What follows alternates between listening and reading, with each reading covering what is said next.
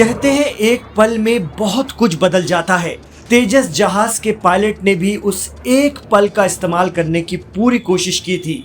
जी हां, Dubai air show में crash हुए LCA तेजस फाइटर जेट के पायलट ने आखिरी पल में मौत को मात देने की पूरी कोशिश की, लेकिन जहाज जमीन से टकरा गया और उनकी जान नहीं बच सकी।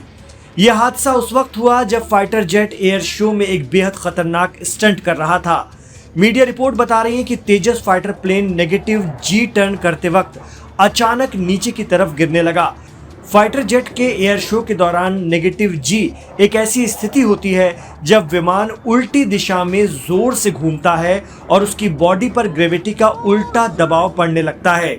इसके बाद पायलट ने तेजस जेट को दोबारा सीधा करने और ऊंचाई पर ले जाने की भरपूर कोशिश की, लेकिन तब तक बहुत देर हो चुकी थी और विमान सेकंडों में जमीन पर जाकर गिरा।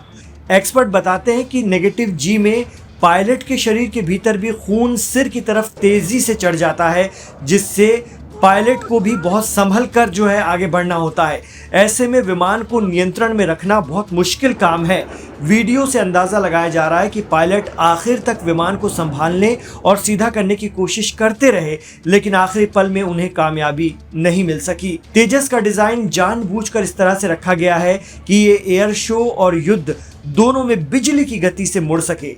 इसे बैलेंस रखने के लिए इसमें बेहद advanced fly by wire system, जिसे फ्लाइट कंप्यूटर भी कहा जाता है, लगाया गया है। यही तकनीक अमेरिकी फाइटर जेट F-16 में भी इस्तेमाल होती है। तेजस विमान हादसे में अपनी जान गंवाने वाले पायलट हिमाचल प्रदेश के कांगड़ा जिले के थे। इंडियन एयरफोर्स ने कहा है कि दुबई एयर शो में एरियल डिस्प्ले के दौरान IAF तेजस एयरक्राफ्ट का एक्सीडेंट हो गया।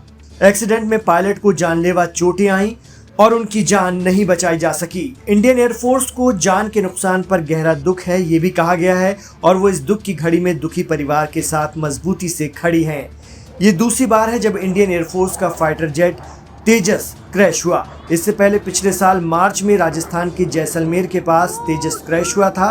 तब ये ऑपरेशनल ट्रेनिंग की उड़ान पर था। इससे पायलट सुरक्षित बाहर निकल आए थे। इस बार ऐसा नहीं हो पाया।